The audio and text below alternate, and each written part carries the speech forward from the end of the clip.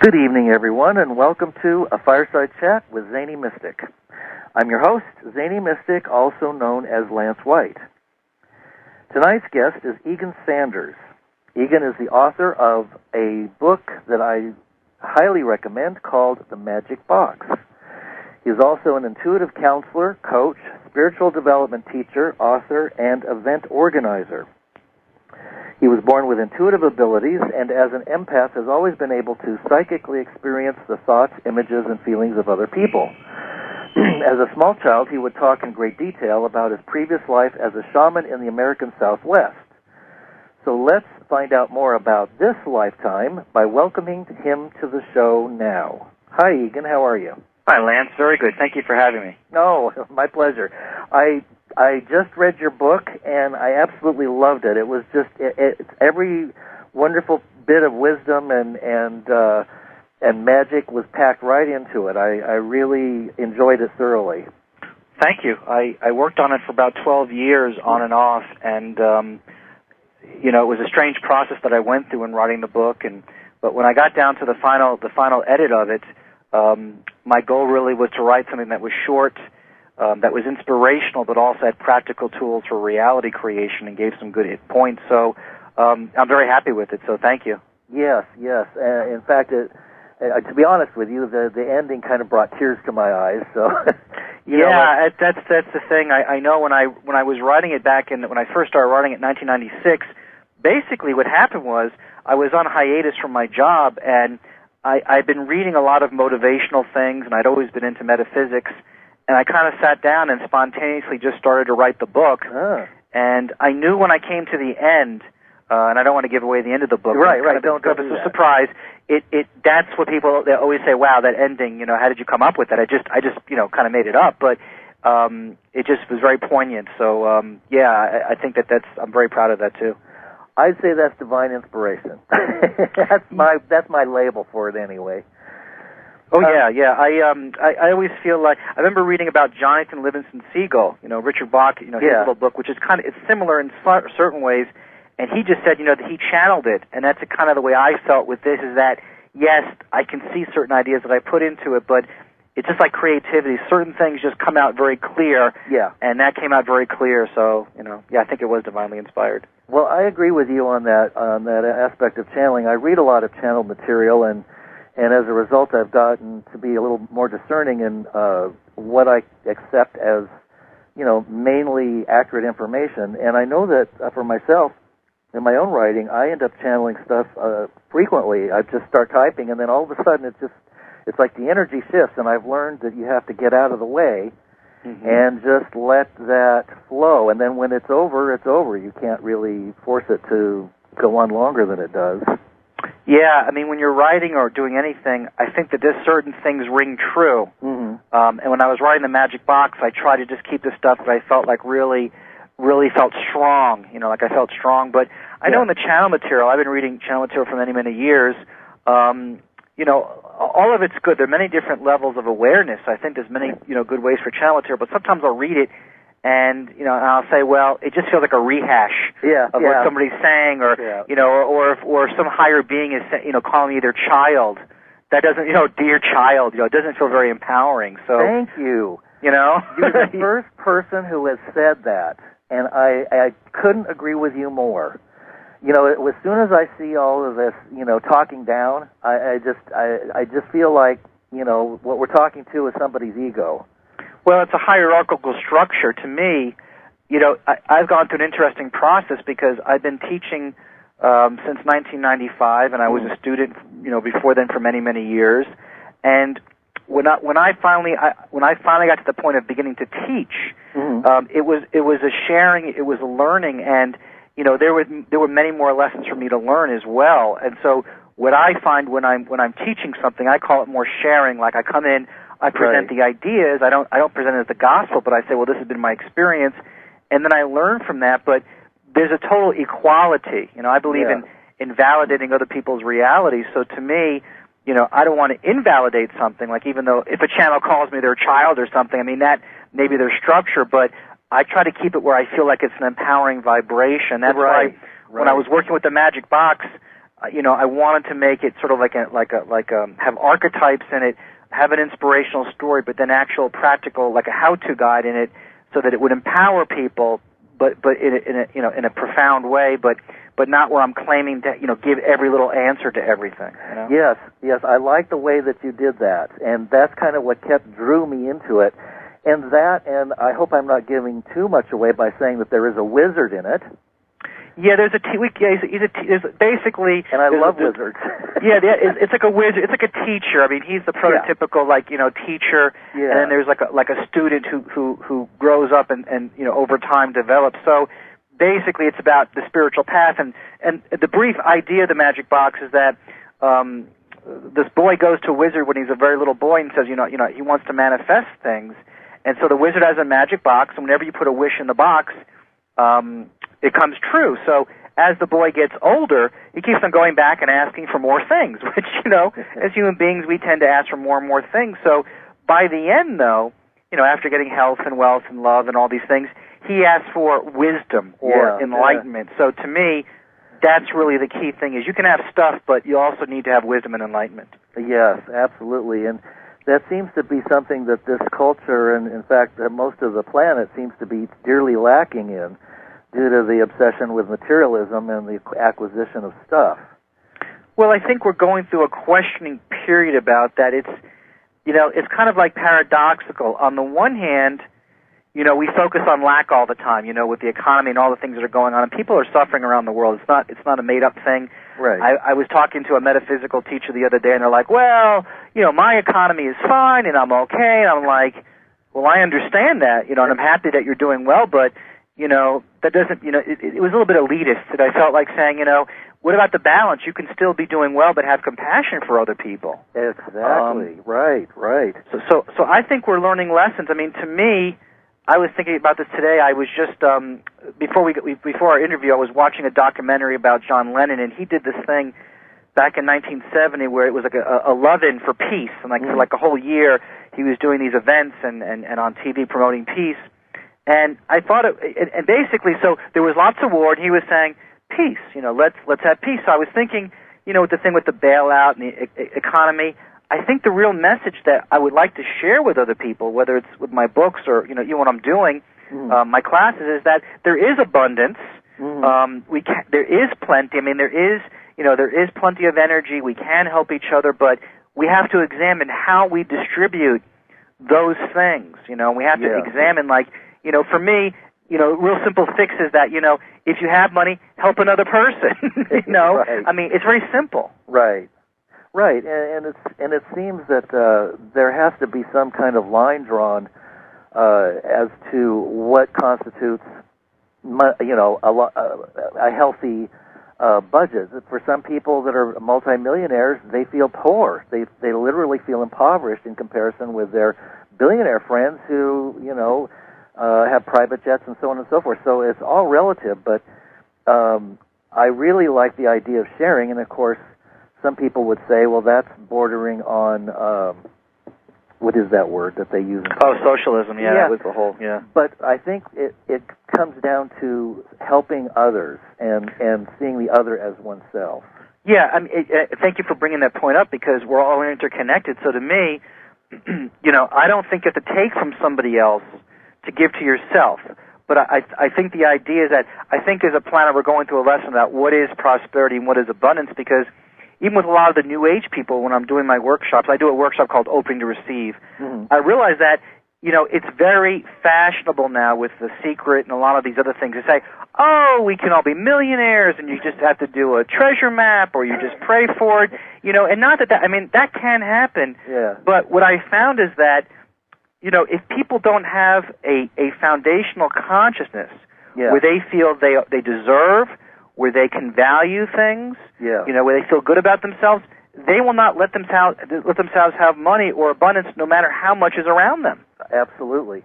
And then that takes you into the whole area of self-sabotage and self-deception and the shadow self and so on and so forth.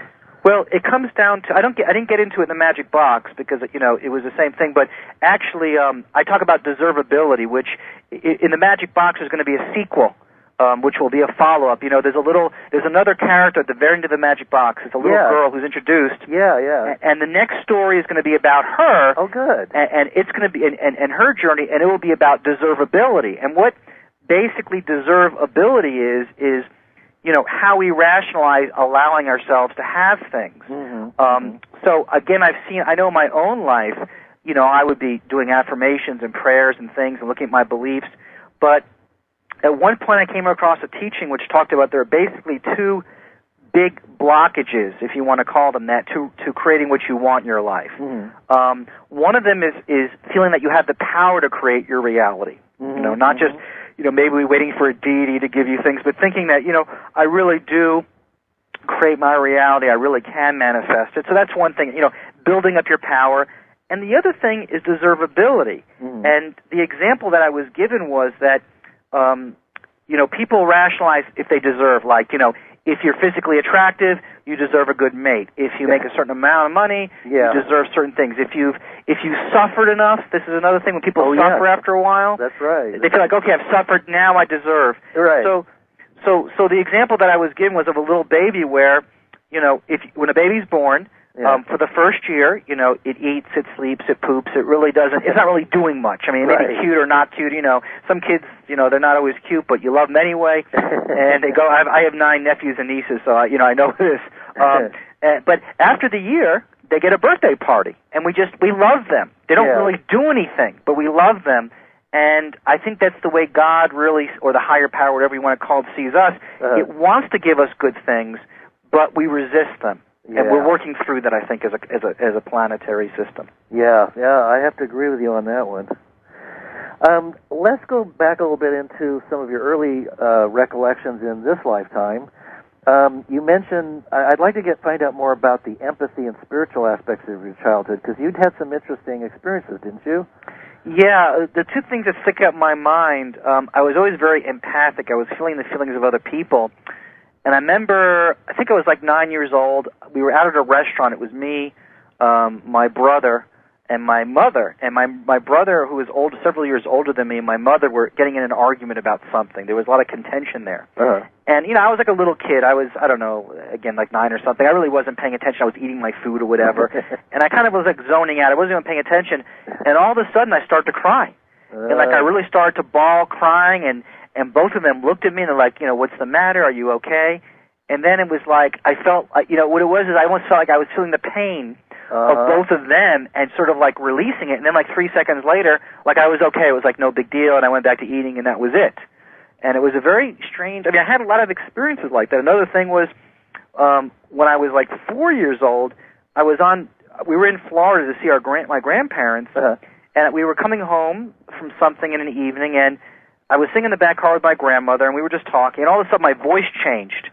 And I started talking in this deep voice, and I started talking about my life, where I was the son of the chief underground. They called me Little Underground. I started going to this whole elaborate story of how I was the chief's son, and then I was the chief, and I went into this whole detailed thing about our tribe and in America, and before the Europeans came and all that. Wow. And then I said, and then I finally finished. I said, and that's it. And then I went back to talking like a little kid, and they're like looking at me going, this kid is weird. Wow. So I was always talking about past, not always, but I had a lot of those experiences. And then when I was like 19 and I was in college, I started taking some classes on religions of India and some other things, and I really got into metaphysics. But all through my life, I was always having like weird psychic experiences. I was just strange, the things I would say and do, Huh. As an empath, how can we learn to recognize our own abilities? I'm with you on the empathic part, because I felt everything when I was a little kid. I had to walk on eggshells around my parents. And I still do. Sometimes I have difficulty, deciding what's my stuff and what's coming from outside. But I think a lot of people are empathic. How do we recognize those abilities? A couple of things. This is a very important topic that you brought up, because as we approach to 2012, a lot of people are simply having more psychic recognition and synchronicity and feeling on a deeper level. Oh, yeah. I do want to even though my book, The Magic Box, is brand new, I do want to recommend one of my favorite books about intuitive development. It's called Personal Power Through Awareness. Okay. It's a channel book by Sanaya, Sanaya Roman.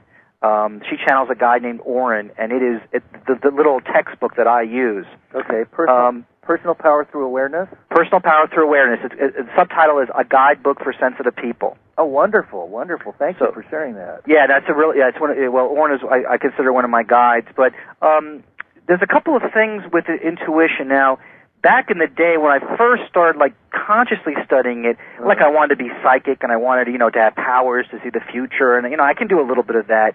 But what I want people to understand is that your intuition or psychic ability is a gift and a responsibility, and it develops in relation to how willing you are to use it for a higher good, or what we call healing contacts.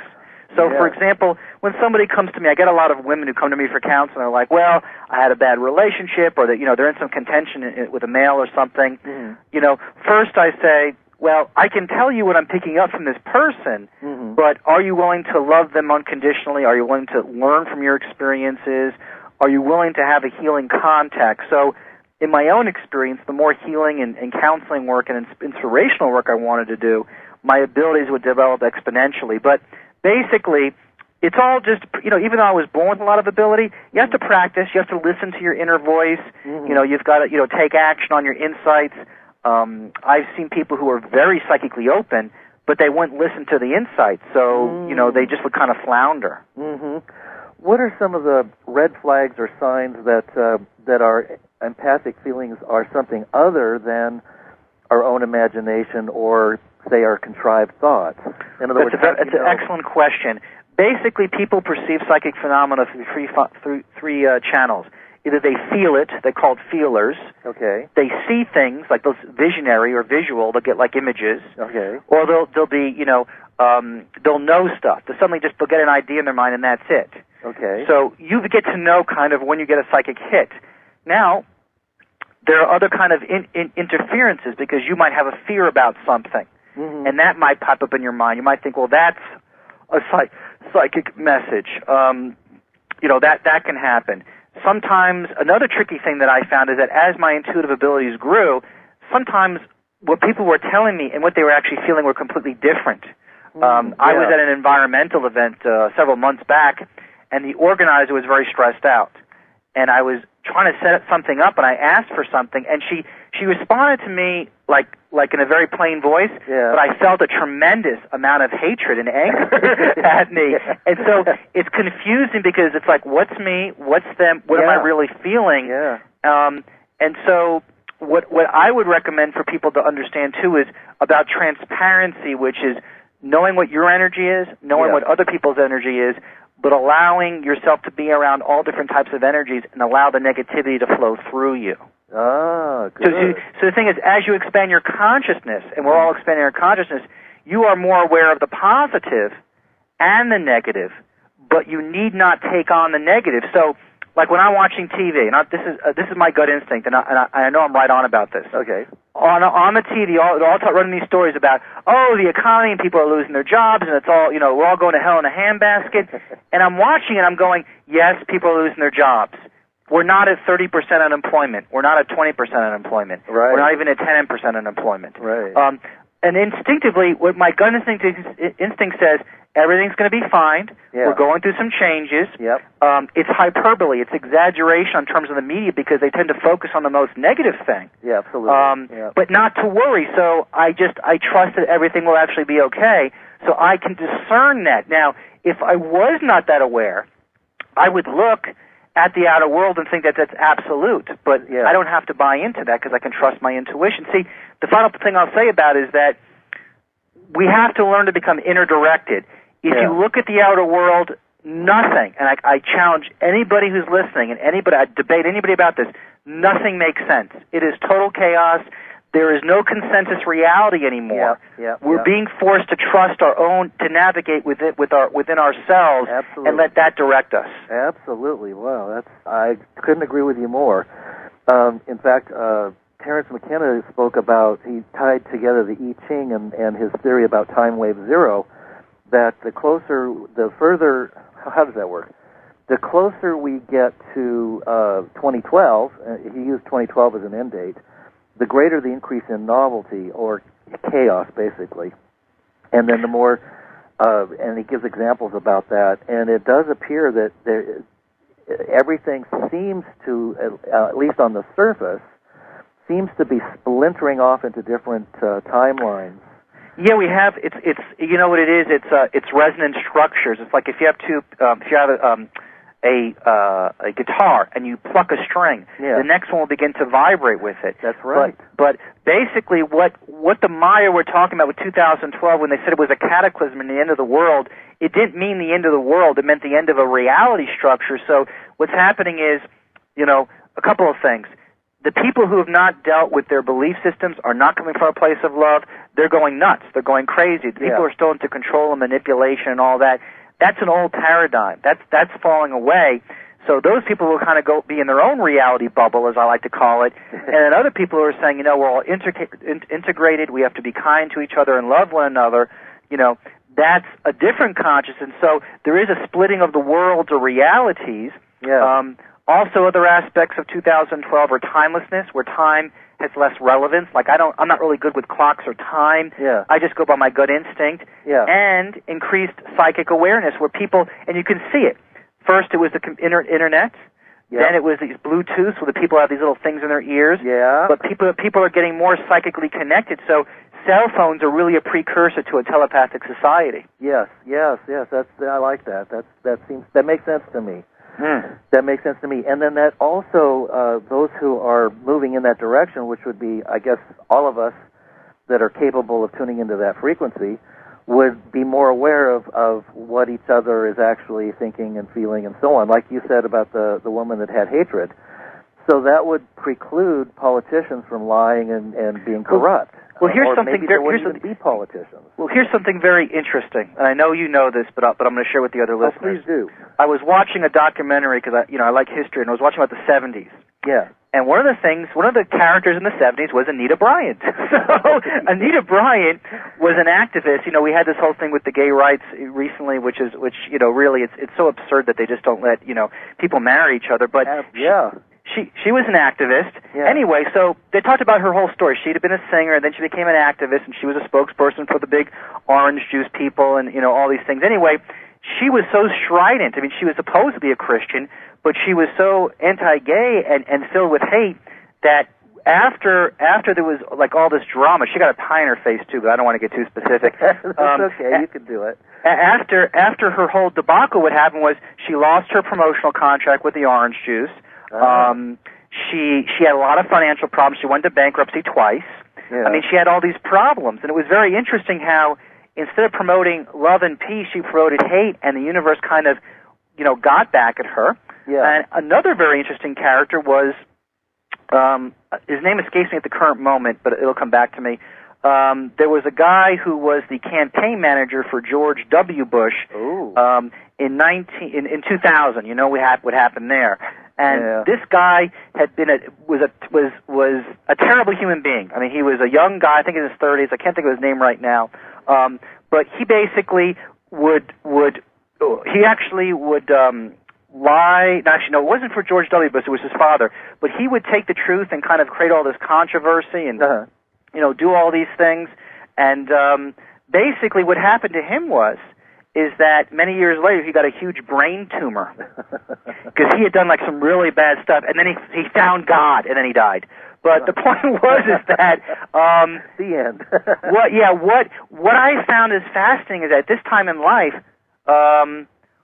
Lee Atwater, that's who it was. Lee Atwater, that was the name of the political operative, the Republican political operative. What I'm finding is that as we move towards 2012, what we put out comes back much more quickly to us. So when I wrote the Magic Box, I wrote the inspirational story and then the process about how to create a preferred reality, because people now don't have a lot of time to process a lot of information. Yeah. They basically need inspiration, and then they can do it, and then simple techniques to manifest what they want, because everything is very speeded up. Yes, I agree with you wholeheartedly. It's as if I went through the 60s when they were doing the LSD and the rest of it. And then in the 70s, and 80s, we did AST and the Advocate Experience and so on. And then there's personal therapy and regression therapy. And, I mean, we've had time to do all that, but there isn't time to do that anymore. Well, no, we're definitely out of time. And, interesting you mentioned, again, the 60s is that my last life ended in 1948. And I was in the astral plane for many, many years. I was like, I want to be there. I want to be there in the Flower Children. I want to be one of those guys. And I was born in '67, so I did come out, but I was too young to do anything. But in retrospect, I realized that a lot of my friends are boomers, and when I look at that period, again, it was a chaotic period of experimentation. And it's interesting that, I never was into the drug scene. I mean, it's not something that interested me because I always found that it threw off my psychic ability, even if I drank beer. Yeah. So it always scared me to drink or to do anything really stronger than that. But, everything has their timing and their lessons. And, I just feel like with that generation, they did so many amazing things. I mean, the flower power, all those things with Vietnam and peace. I mean, it's just, the vibrations then were so much denser than they are now. I mean, I'm blessed, Yeah. Oh, yeah, absolutely. So thank you guys. Yeah. Thanks. Well, I just had a really wonderful astrologer on the show, Jessica Murray, and she points out, as other astrologers do, that according to the stars, we're entering into a period of time when the 60s will complete itself. In other words, they say that the planets are aligning in such a way that we're going to have a revisit of the 60s, but it will pick up somewhere. It'll be the energy of the completion of the 60s as opposed to the seeds that were started in the 60s. So if that's the case, that would be a wonderful experience. Yeah, I think we're going to see that because it's interesting that there's always a positive aspect. I mean, one of the greatest lessons I learned was that when you have a negative situation, it's not really a problem. It can be of service to you. So, for example, with the environmental stuff, one of the things it's forcing people to do is to realize, hey, we're connected. I mean, if somebody pollutes somewhere in the world, it's going to affect other parts. Same thing with the global problems, the financial problems.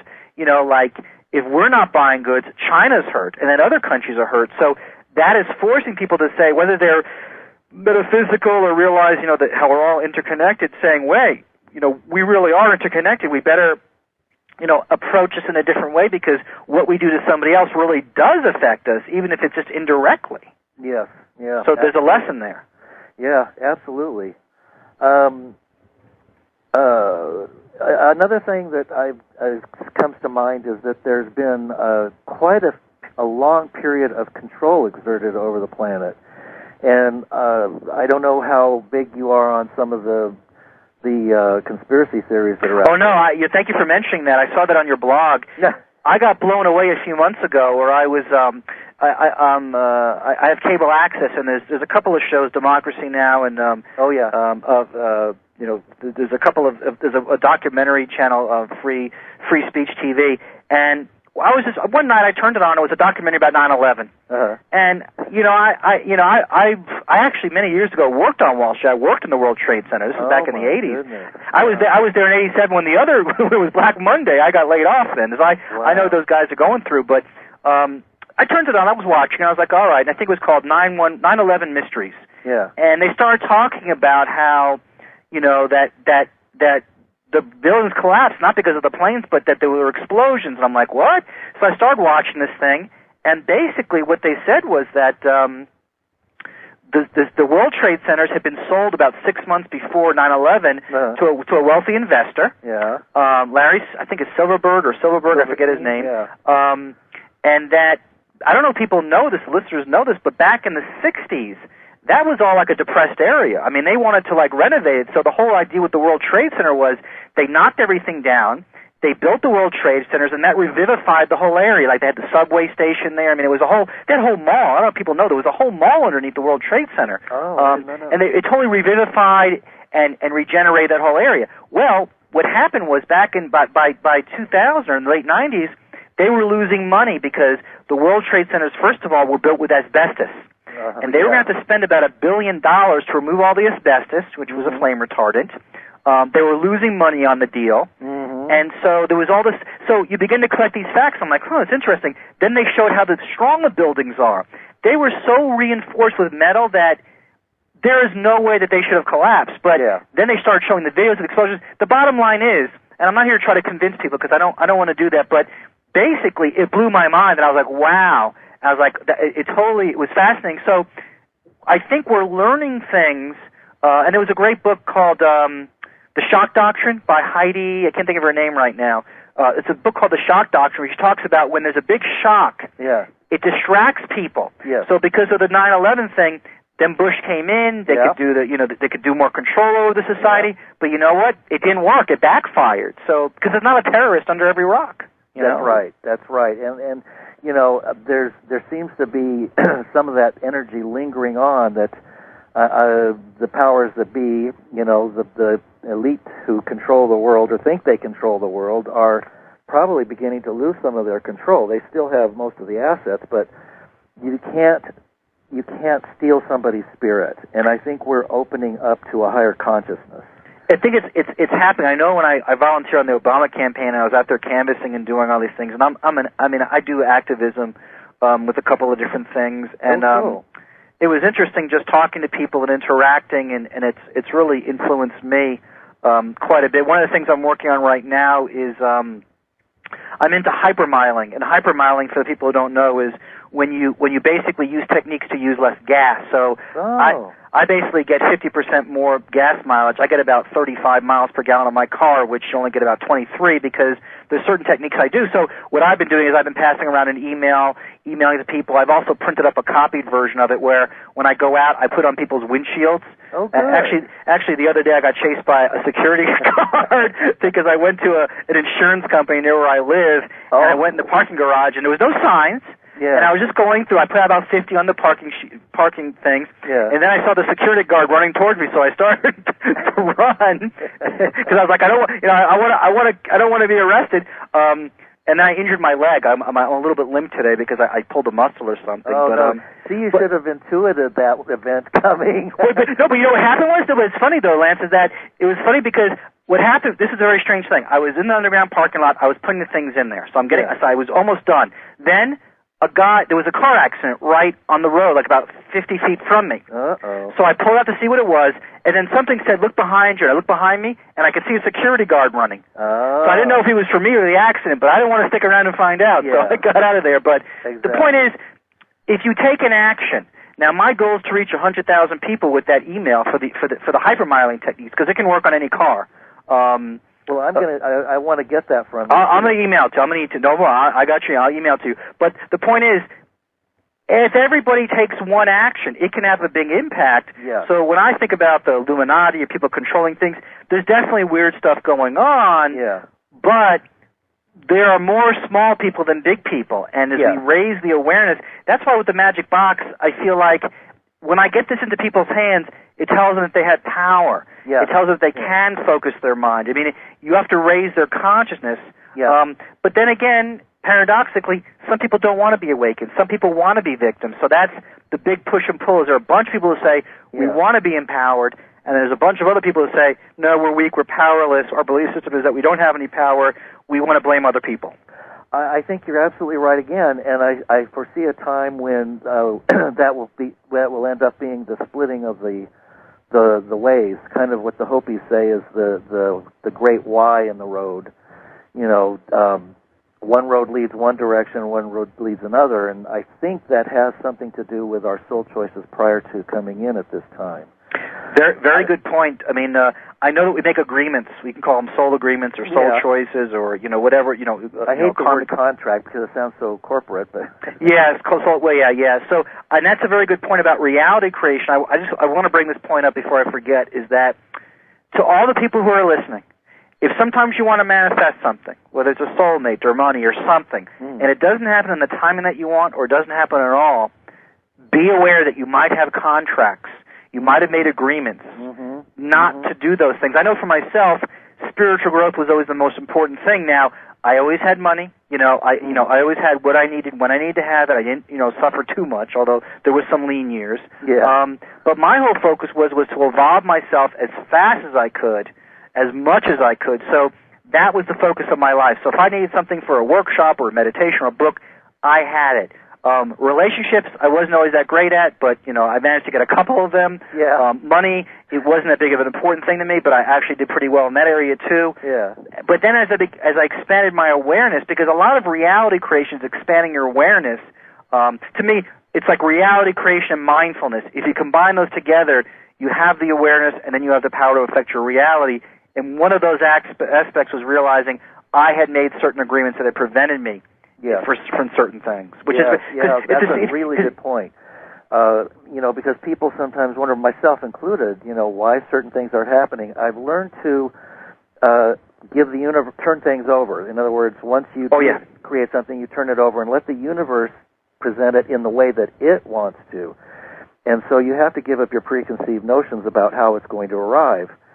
But I'm also finding that it's an interesting intuitive process of being taken through the hoops and then finding out that certain things weren't meant to be, and then an instant later, something really wonderful comes through. And that's happened to me today. And it was like all these paths were blocked, but I had to go through that to get to the point where the gift arrived. Well, I talk about that in the Magic Box. It's called The Highest Good, because the main character in the book, he gets a lot of things, but it's not always a straight road. I mean, he suffers a little bit. There's time that goes by. Yes, and, that. So what I have found is that this is typical, and again, here's another secret. And I'm not mentioning the book The Secret, but an actual real workable secret. This is your secret. When you want to manifest something in your life, that's something you haven't had before, and you begin to say, that's my goal, what tends to happen is you have to go through a re-education process, an integration process to allow yourself to now change your consciousness. So a lot of times you might get the opposite. Like you want a soulmate, and all of a sudden you can't find anybody to date, or maybe you have to learn about self-love, or you have to look about, you have to go through a training process. And so I realized that for myself, many years ago I read The Nature of Personal Reality by Jane Roberts, and I thought, well, this can work for me. I'll just change my beliefs, and my reality will change. So I started eating hamburgers and French fries for every day for lunch, and my diet was bad, and I started getting fat. And I'm like, wait a minute, this is not working. I should be perfect health, but I'm getting fat. And so I had to learn to develop the belief systems to have what I wanted. And so really there's a deep level. So a lot of times when there's chaos or emotional turmoil, it's a flushing out of those beliefs. And that's what I think we're seeing individually and collectively, because on a collective level, it's like we've been on this drunken frenzy, and it's like we go out and you get all liquored up, and the next day, like, you're throwing up, or you don't feel so good, and it's like we're belching up the last of the old paradigm kind of stuff on a global level and individually, and having to re-examine. So even with the money thing, I wish everybody was abundant, but you know what? I think more people would, if their needs were met and they had more love in their life, more connection with other people, community, we would have a happier world. Absolutely right. Absolutely right. You're leaving me speechless. Well, I'm good. I know my stuff. I've given a lot of talks to a lot of different groups, and I tried to, with the Magic Box, to synthesize down a lot of the ideas. Now, some people have said, well, the Magic Box is a kid's book, and I say, well, kids have read it, they liked it, but it works on many levels, because I put a lot of layers. I spent a lot of time. Great story is that I met Dan Millman, who's the author of The Way of the Peaceful Warrior. Extremely nice guy. I don't know if you ever had him on the show, but he is fantastic. And I was telling him I was writing a book, and he said, well, why don't you use my editor, whose name is Nancy Carlton. And so it ended up that she had done some of his books and some other famous books, and she was fantastic. I mean, she took my book and made it, improved upon it. And so it's a short book. It doesn't take long to read, maybe 45 minutes an hour, but it has lots of layers. You can go back to it and you'll see different things. So that's the way I wrote it, is that it will reach a lot of different levels of consciousness. That was what I felt too. And, it can be taken on many different levels. And the good thing too about it is that once you take something like that in, even if it doesn't seem to hit you at those deeper levels, it's in there.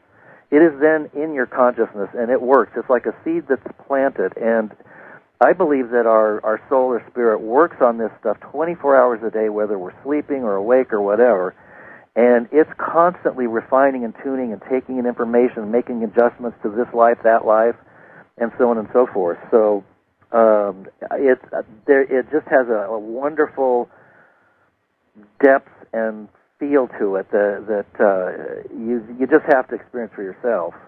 I think you said the right word is depth. Part of my issue with the Secret movie and a lot of these things that are coming out is they're very superficial, I find. It's not, and the thing is, metaphysically, it's true. If you focus on something, it will expand and so forth and so on, but the purpose of my life isn't just to get convenient parking spots and to find a soulmate and to have lots of money.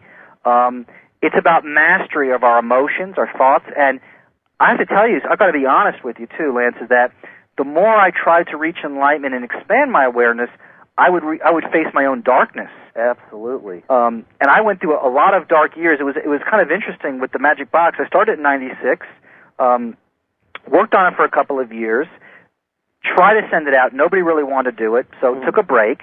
In 2000, had a major change in my life, and I was teaching and doing a bunch of other things. Then I went through a very dark period back in 2004, where I went through a lot of the dark night of the soul and the shadow, and just all sorts of terrible things were happening. Oh, yeah. And then in 2006, finally, people wanted to actually publish the book, and I was like, well, I don't know if it's the right time.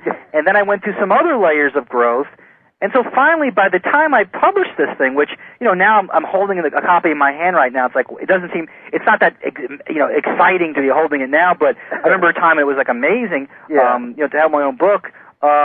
I had to go through a lot of change, and so what I would say to people who want to manifest and change things in your life, reality creation can be easy. You can learn with joy and all those things, but sometimes we have very painful issues, whether it's with being loved or deserving and stuff, and you got to face those. That's what I do in my counseling. People come to me, and they say, I want this and I want that, and I say, okay, are you willing to change? And then I either get people who say, they really don't want to change. They just want to talk about and complain and go into their story, or the other people who really want to get down to the nitty-gritty of their beliefs, because that's how we're going to change our individual reality, and our collective reality is dealing with our own inner consciousness and our pain and transmuting it and transforming it. That's what we need. Absolutely.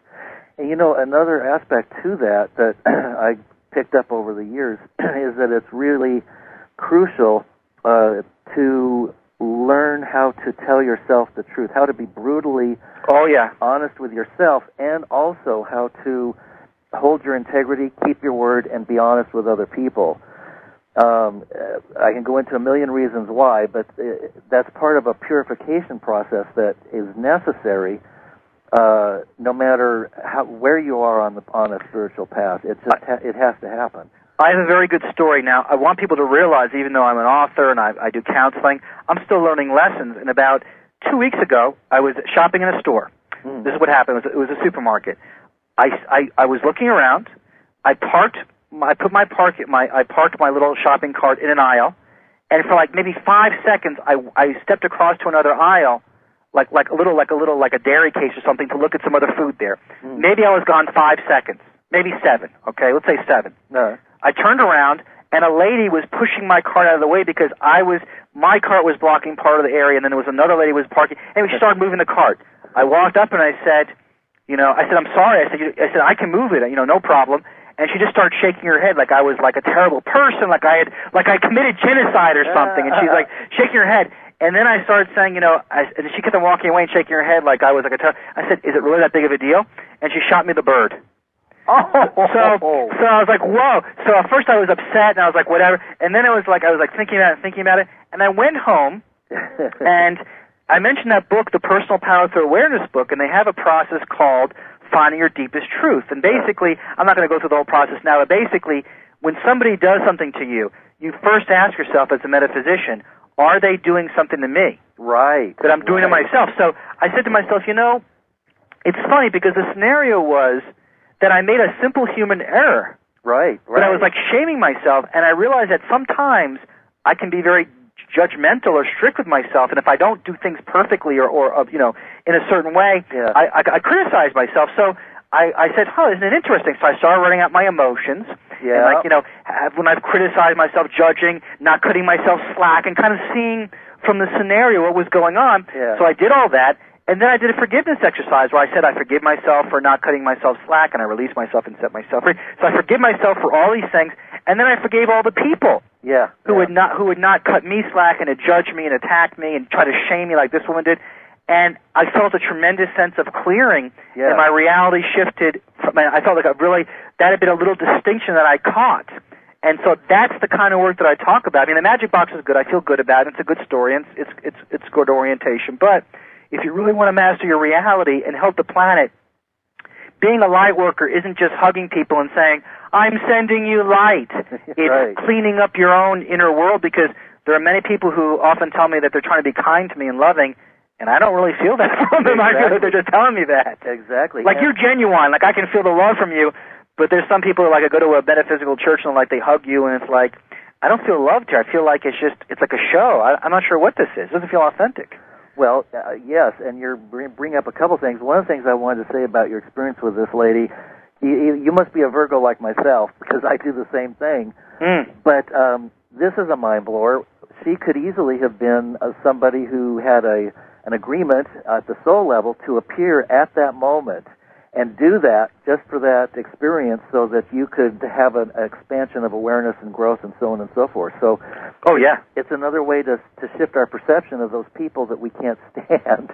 Well, no. Actually, every day I do a gratitude exercise, and I always give thanks to all the people who help me. Yeah. As a matter of fact, one of the things in the Magic Box, I don't want to really give it away, but it's about metaphysics and magic, but also about taking action on things. That's one of the key messages about, if you take action, then magic begins to happen. It's kind of one of the messages. Many years ago, I was in a metaphysical bookstore, and I had this big pile of books. I was really into studying at that time. And so I came to the counter, and I said to the lady, if I don't become enlightened, do I get my money back? Like, I was joking with her, Yeah. So there was this German tourist. He was behind me, and he said, when you do what the books say, you'll be enlightened. Whoa. And he really pissed me off, and I was like, you missed my joke, and I walked out, and I was kind of upset. But years later, I realized it was a moment of grace where the universe was saying, Egan, it's good to study, it's good to read things, it's good to have knowledge. But acting on it, it's not just, it's not just talking about being kind, it's being kind. It's not just trying to talking about making the world a better place, it's taking action. So that guy, he changed my whole life. I can never thank him. Maybe he's listening tonight. I don't know. Wherever he is, I want to thank him. And the lady in the grocery store, again, a lot of times in metaphysics, people say, well, just focus on the positive, put out positive, the positive comes back. Well, that's going to happen, and negative things happen, but you can get positive out of negative and for your growth. Yeah, absolutely. And in fact, that's the power of transformation, transforming our experiences and learning that for me, everything that's ever happened to me since birth has been a learning experience, and I haven't always felt that way, but I see it that way now. And so when something comes up in the present moment, and sometimes, like, I'll write a blog entry or something, and then something will happen that will just create the exact opposite, so that I have to experience what I'm written about. And I'm sure you've had a lot of synchronicity like that too. You'll be teaching or talking. Well, I'm going to tell you what it is, because I looked at your blog. You're very articulate. You write very well, and I was like, wow, this guy, he's a really good writer. And I was reading some of the things. There's something called bioenergetic shock, and I want to bring this up because it's very important. Okay. When Jesus was walking around, and I believe in Jesus, by the way, when he was walking around, he was a very loving guy, very peaceful guy. He was of a different consciousness, different vibration. He was a master. People would get around him, and they would have different reactions. Some would love him. Yeah. Some would follow him. Some would die for him. Yeah. But other people got freaked out because he was challenging them. Some were filled with hate, and when they were presented with his love, they didn't know what to do. They're like, what is his love? We don't know. He can forgive. He's loving. I don't get this. It was so different. And he was shocking them because his consciousness of love and peace was so high that when people of an unlike vibration would get around them, it would shock them. Yes. So I know as a teacher, I used to get frustrated saying, why is it when I do a class and then people will get mad at me, and I was like, what is this? And I realized that in some ways I was forcing them to look at issues that they didn't want to look at, make them conscious, and rather than take responsibility, they would project it onto me. So when you were out there, trying to present higher ideas, even with my book, The Magic Box, people have been critical. Oh, it's just a kid's book, and some people don't get it. I've had rejection. It's kind of odd, but I understand.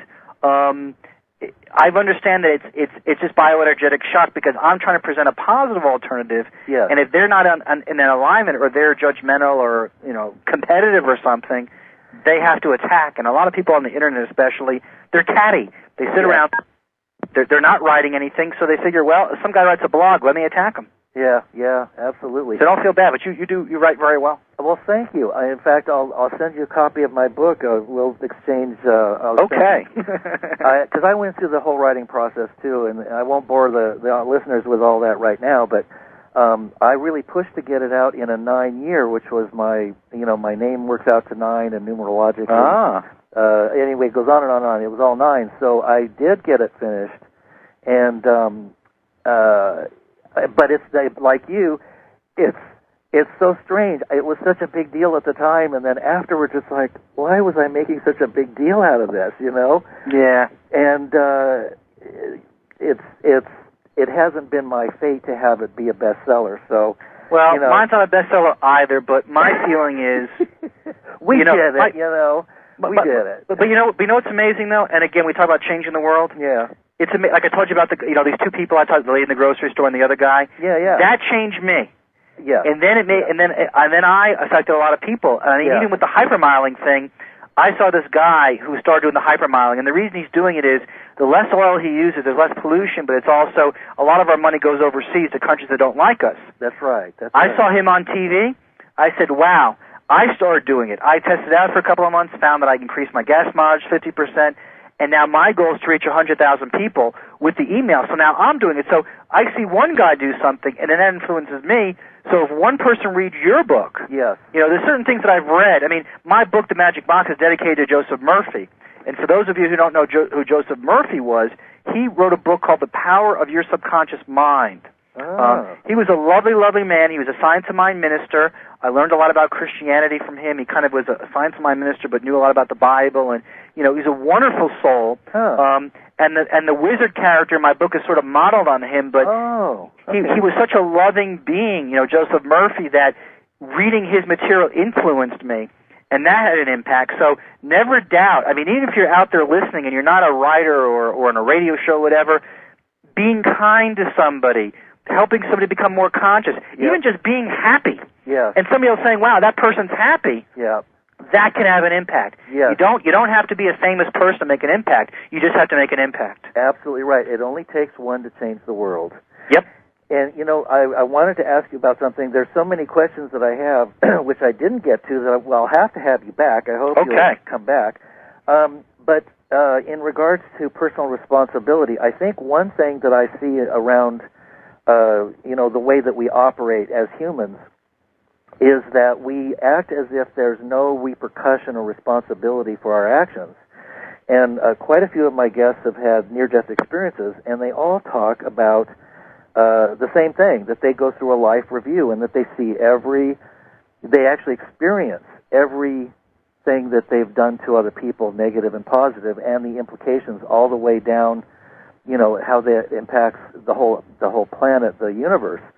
And so I'm just wondering if you feel that that's something that we do experience, or as souls, that there is an accountability on the soul level? Two things. One thing is, one of the ideas from a third dimensional perspective is that our reality, we're in a reality. Right. Here I'm on the phone, you're on the phone, we're thousands of miles apart. Yeah. We are in a reality. Another idea is that we're infinite consciousness in reality, and our physical bodies are within our consciousness. Yeah. So as within, so without, as above, so below. There is no separation anymore. Right. Life review. This is my spin on it. Every day is a life review. Yeah. I sit, I go in, I look at my life. What am I doing? Yeah. What have I put out? What do I get back? I think I'd seen one of the rules I know for the universe is that what you put out is what you get back, and that's the bottom line. So for me, what I have found is I have often been very difficult on myself on the spiritual path, thinking I had to do everything perfect. Yeah. But I would get angry, I would get upset, I wasn't always my best self. I've gotten better over the years and over the lifetimes. Yeah. So what I say to people is, examine yourself, think about the repercussions. If you do something wrong, if you feel guilty about it, forgive yourself, and next time just don't do it again. Yeah. And that's it. And in that way, you don't have to, repay the karma. You simply have to, don't repeat it. Yes. You can make amend. You can do amend in some way.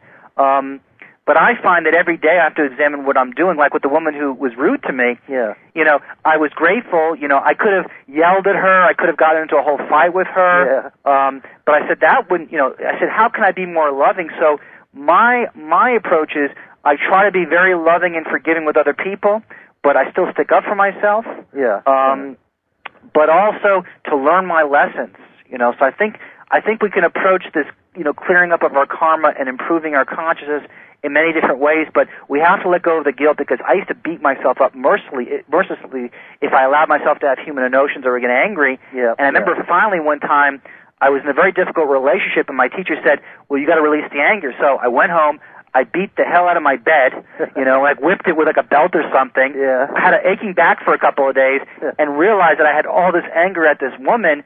And when I released it, then I could think clearly. Yeah. But if I kept on suppressing it and denying and saying, no, I don't have these emotions or positivity, that's one of the problems with the New Age, is that people suppress a lot of they pave over their negativity with a smile, and it doesn't really help. The demons come out at another time. Exactly. And that's when you have mass murderers and horrible things going on all over the place. Oh, yeah. You have to release those emotions. Yeah, it's repressed emotions and denial. Oh, yeah.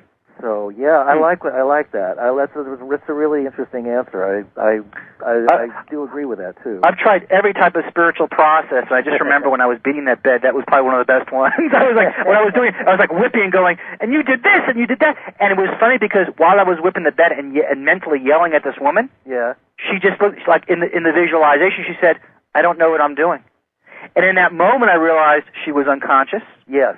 I could forgive her, but if I had not allowed myself to have that anger, I would never have known that. So it's not just saying affirmations and prayers. And again, I'm proud of the magic box, but there are more aspects to it, and that's mostly what I do in my workshops and my counseling. So, well, we're almost out of time. Is there anything that you'd like to share with the listeners before? First of all, tell us where your website is. Sure. I have two websites. One is Egan, EGAN, Sanders.com, and I have a monthly newsletter, and also you can download a free report, 25 Ways to Clear Blockages to Well-Being, which is available for free. And then if you want to buy the book, it's through the publishing company, which is Agni, AGNE publishing.com, and there's actually a link on my EganSanders.com website where you can buy the book. Good. And that's it. Well, wonderful. Well, Egan, you have just been a wonderful... I've just had so much fun talking to you tonight. I can't thank you enough for being on the show. And I do want you to come back, so I only got to 2 questions on my list. Well, but we got the right information, and I'll come back again. It's great to talk to you. Okay, good, wonderful. Thank you so much, and have a good evening. You too. All right. Thanks to all the listeners, and good night. Good night.